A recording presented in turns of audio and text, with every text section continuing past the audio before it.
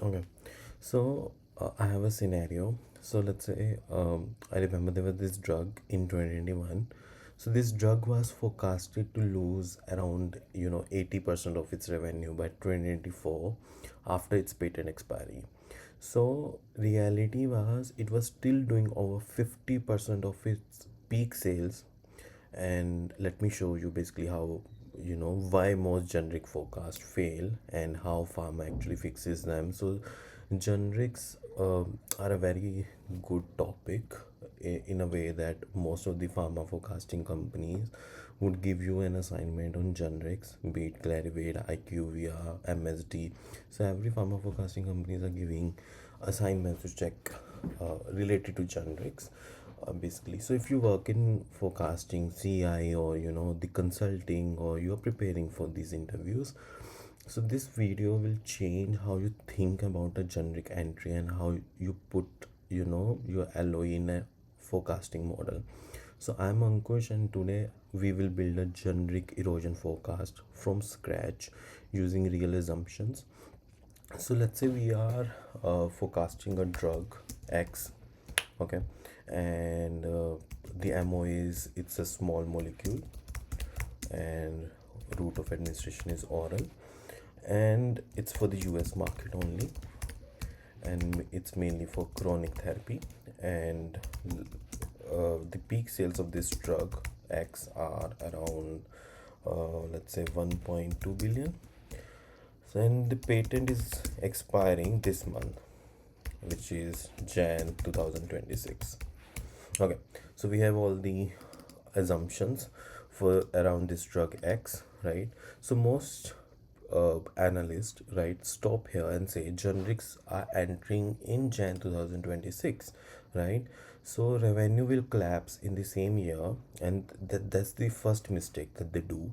So we basically use a funnel approach. Every stage has drop offs.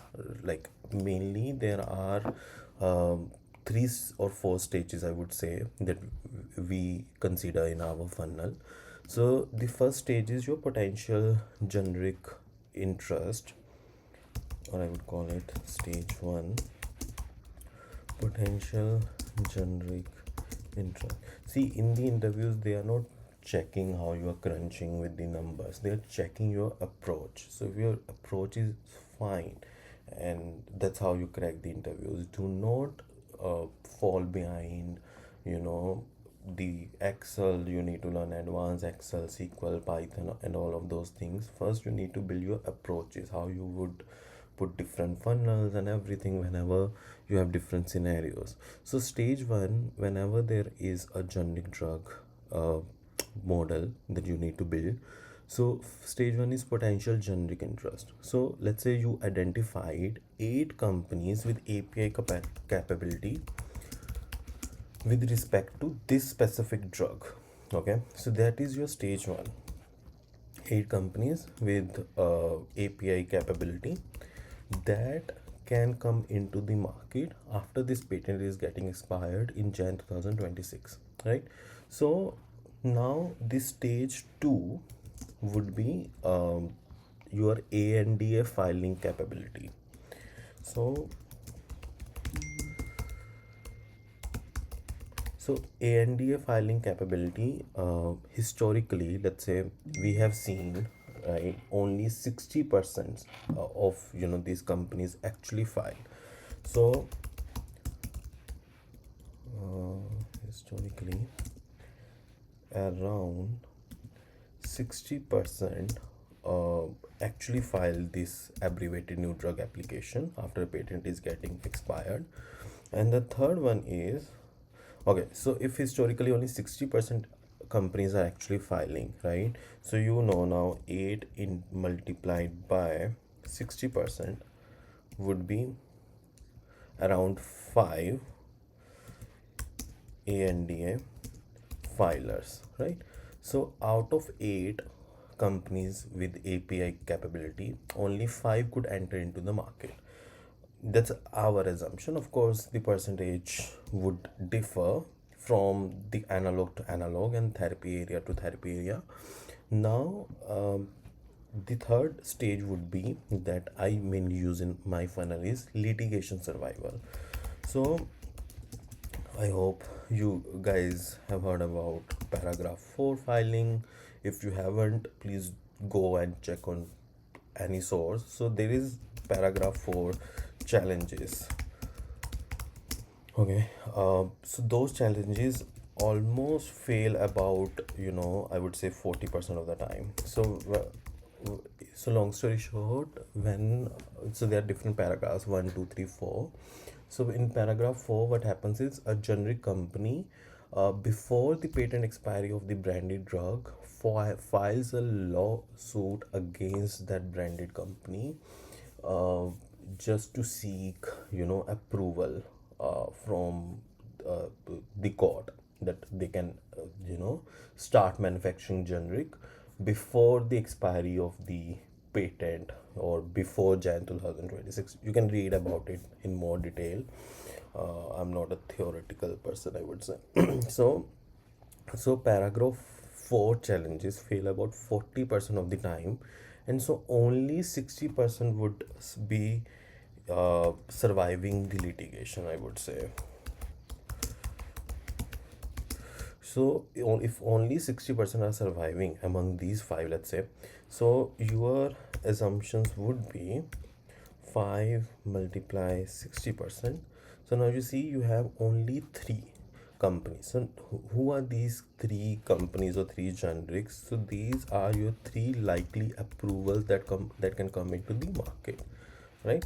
So then the fourth is your launch readiness, which is very very crucial in a way, because many a times there are API shortage or supply chain issues, because of which even if company has the rights to develop generics, they do not do that, or they are not able to do that, because there is a lot of push and pull in the market, and because of which only one player, let's say, launch their generic due to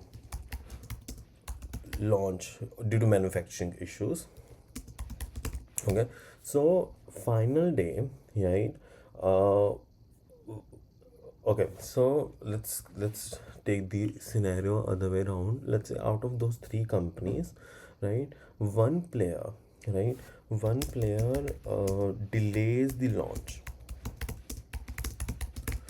Why? Because of manufacturing issues, supply issues, it could be anything, right? And the other thing is, at final day, you have two generics in the market, or two players, right? So notice how we went from eight players to two players, right? Or two generics. So that's why patent expiry alone is meaningless. So just by assuming that patent expiry is happening on Jan 2026 and eight players are having API capability, we cannot, uh, move our model. So now the other thing so this is step one of our approach that you will be following. So the step two is your timing. So timing is not in months, or sorry, timing is not in years that you need to check. Timing should be in months. So let's talk about timing. So let's say the patent expiry is in Jan 2026, right? And there is FDA approval lag, uh, let's say 6 to 9 months, right? And if there is an FDA approval lag after Jan 2026, of course the first approval would be somewhere around Q3 2026, right? So the second launch would be around Q1 2027. Okay, so this is just an assumption just to make you understand. So as Q3 launch, right, means only 2 quarters of erosion in year one, not a full year, right? So the Q3 launch simply means that only 2 quarters of erosion in year one, right?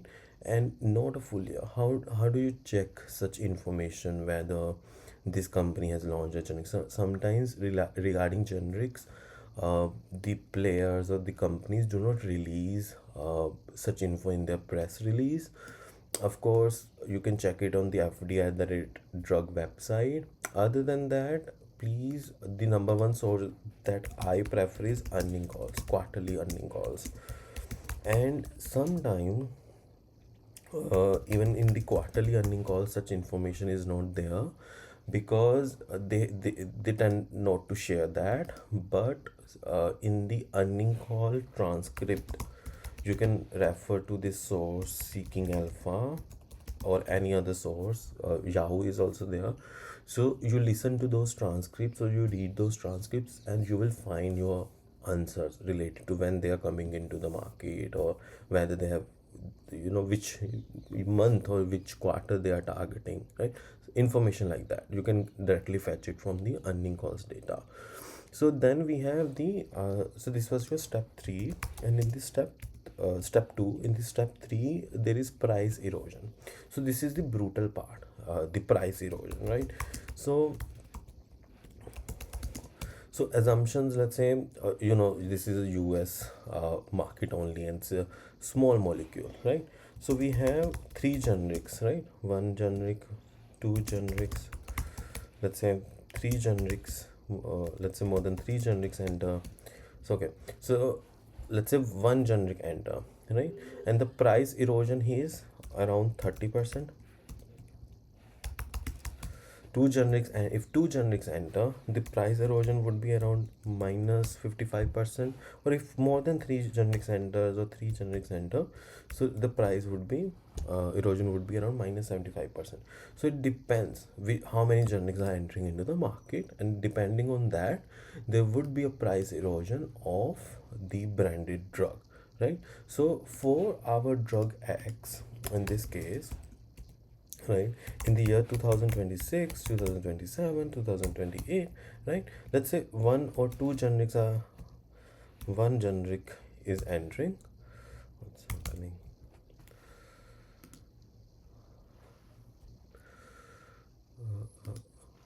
One generic is entering, and in 2027, let's say 2 generics are entering and 3 generics are entering. So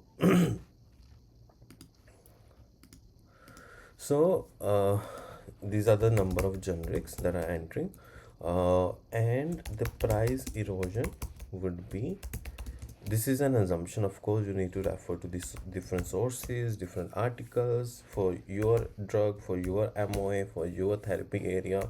These percentages will differ, so it depends on the drug, MOA, then the geography, of course, then analog, or I would say the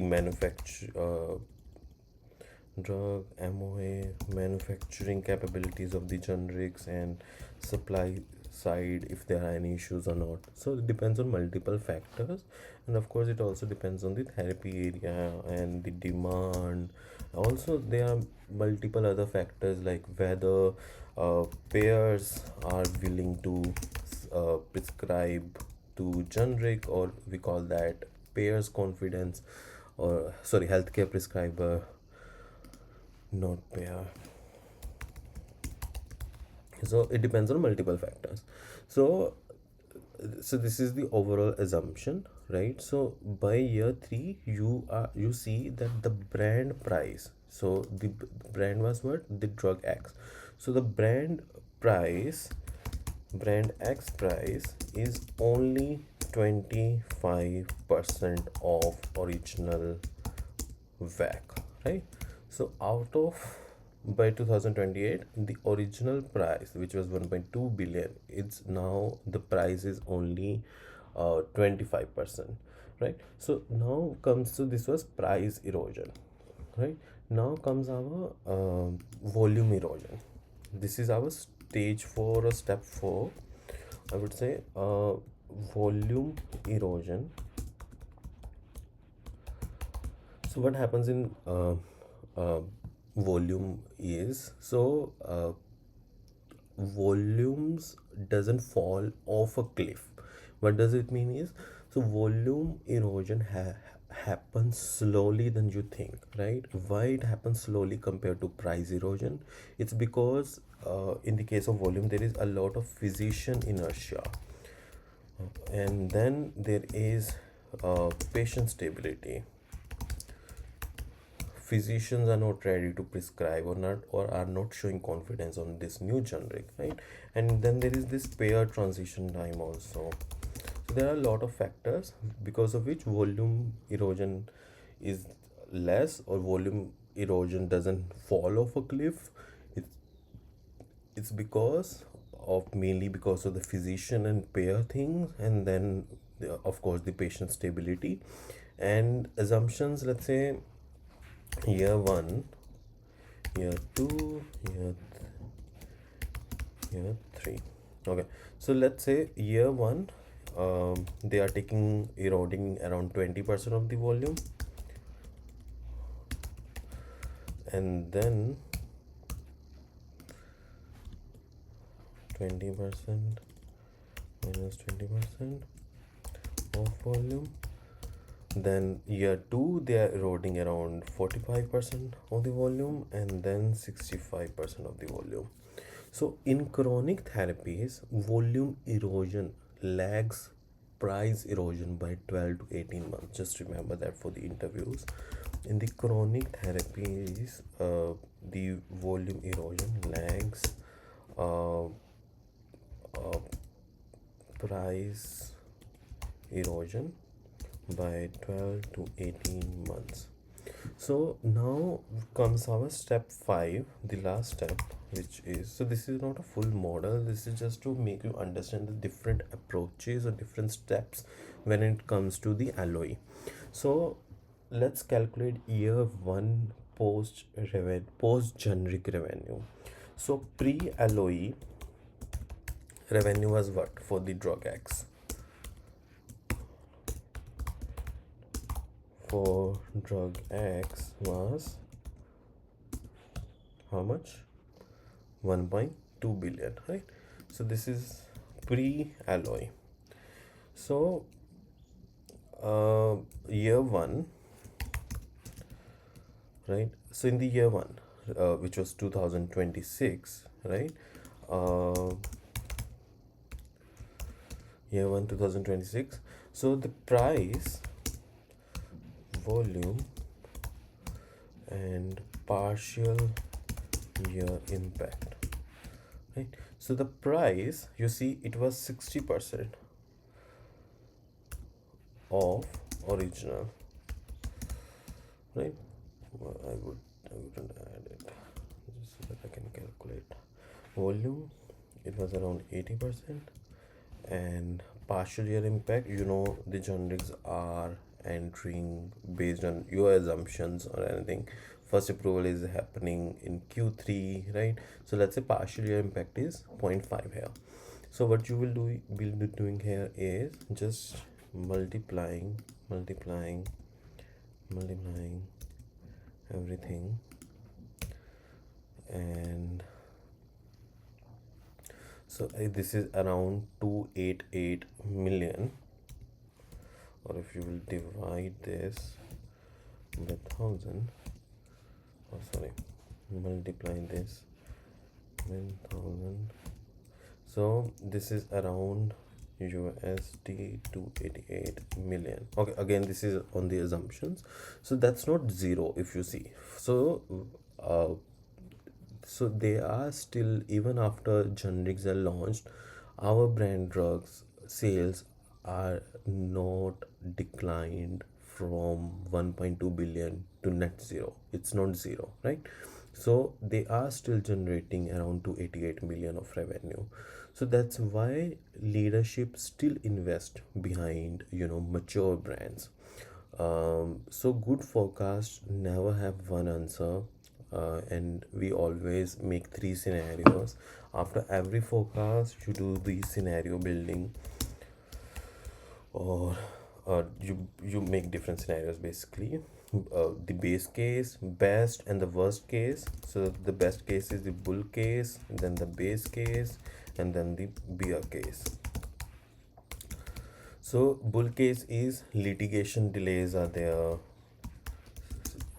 and only one generic is entering, because of which there is slower erosion, right? So you make different scenarios, based on that you change these numbers. Okay, so then you have base case, which, let's say, two generics are entering by year one. Then we have bear case, the worst case, in which four generics enter, so it can have up to 80% of erosion. So Excels basically don't want, certainty. They want risk ranges. So whenever you forecast any number based on any assumption, so the best practice would be to give scenarios. So and in the interview, do not focus on the numbers and everything. Focus on the approach, the steps that you will follow. And if you explain like this in an interview, you would be getting hired. And that's my bet on that. And I don't forecast generics as a date.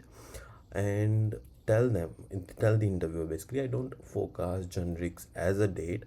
I forecast them as a probability weighted funnel with timing, the price, and the volume dynamics. You take three things into consideration: the timing, price, and the volume. And you forecast them as a probability weighted against these three parameters, basically. So this is not a full model. This is just the assumptions that you need to take. And yeah, I will try to build the exact model in Excel. And please do subscribe and share if you want more forecasting videos. I am planning to have around 500 subscribers, to keep me motivated. So the more subscribers I would get, the more videos I would be uploading. It would really motivate me. And because this is a very niche topic, I'm just expecting more engagements in the upcoming videos. Thank you so much.